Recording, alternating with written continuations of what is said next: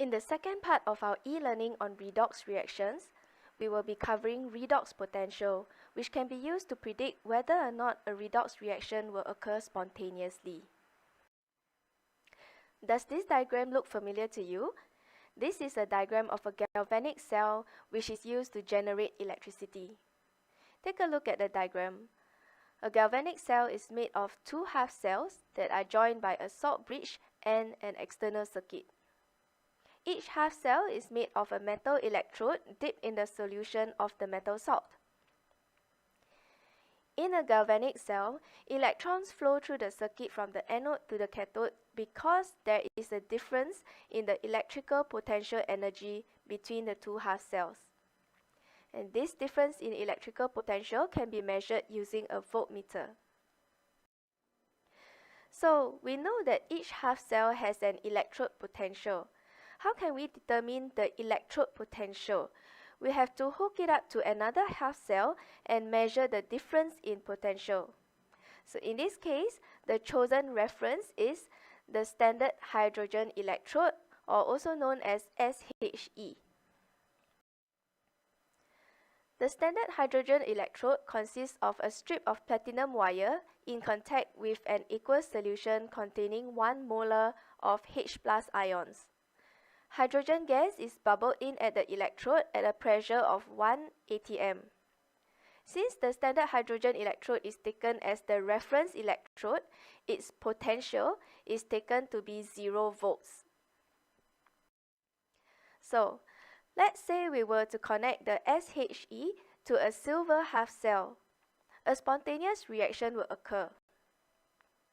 At the hydrogen electrode, oxidation occurs. So hydrogen gas is oxidized to form hydrogen ions. In the silver half cell, reduction occurs. So silver ions are reduced to form silver. If you look at the voltmeter reading is 0.80 volts. So in this case, since reduction occurs in the silver half cell, the standard reduction potential of the silver half cell is positive 0.80 volts. Now, let's say we connect a zinc half cell to the standard hydrogen electrode. A spontaneous reaction would also occur, but this time, at the hydrogen electrode, reduction occurs. H+ is reduced to hydrogen gas. At the zinc half cell, oxidation occurs. Zinc is oxidized to zinc 2+ ions. If you look at the voltmeter reading is 0.76 volts. Since zinc undergoes oxidation, the standard oxidation potential for the zinc half cell is positive 0.76 volts. So to get the standard reduction potential for the zinc electrode, we just need to change the sign to get negative 0.76 volts. Different substances will have different standard reduction potential values. Many standard reduction potential values have already been determined experimentally, as you can see in this table here. The higher the standard reduction potential, the more likely it is for that substance to be reduced, whereas the lower the standard reduction potential, the more likely it is for the oxidation reaction to take place instead. Do take note that the electrode potential is not affected by stoichiometric coefficients. For example, the standard reduction potential for sodium ion to sodium is negative 2.71 volts. If we were to write the reaction like this with a stoichiometric coefficient of 2, note that the standard reduction potential would still remain the same as negative 2.71 volts.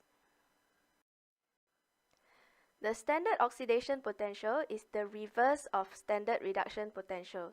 It reflects the tendency of a substance to be oxidized. The standard oxidation potential has the same value but opposite sign from the standard reduction potential.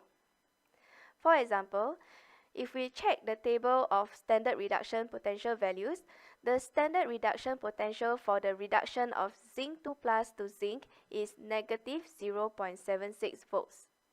If the oxidation reaction were to occur instead, then zinc would be oxidized to zinc 2+. The standard oxidation potential would then be positive 0.76 volts. Same value, but change the sign. A higher oxidation potential indicates that oxidation is more likely to occur.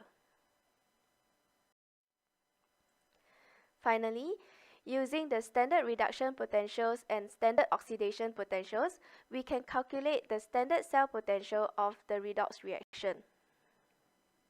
If the cell potential is positive, it means that the redox reaction will occur spontaneously. So by calculating cell potential, we can predict whether a redox reaction will occur without even needing to perform the experiment. So let's take a look at how to calculate cell potential. Consider this reaction. Will sodium ions react with chloride ions to form sodium and chlorine? We can refer to the table of standard electrode potentials.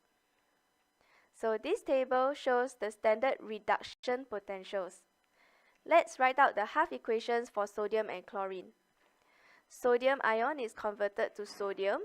So this is a reduction reaction, and the half equation is written like this. The standard reduction potential has already been provided. It is negative 2.71 volts. Remember that stoichiometric coefficient does not affect the electrode potential, so you do not need to multiply by 2. Next, chloride ion is converted to chlorine. So this is an oxidation reaction, and the half reaction is written like this. Now you are given the standard reduction potential, so to get the standard oxidation potential, you just need to change the sign to negative 1.36 volts. Finally, to get the standard cell potential, take negative 2.71 plus negative 1.36 volts, and you will get negative 4.07 volts. Since the standard cell potential has a negative value, the reaction will not occur spontaneously. So that's all for this short section on redox potentials.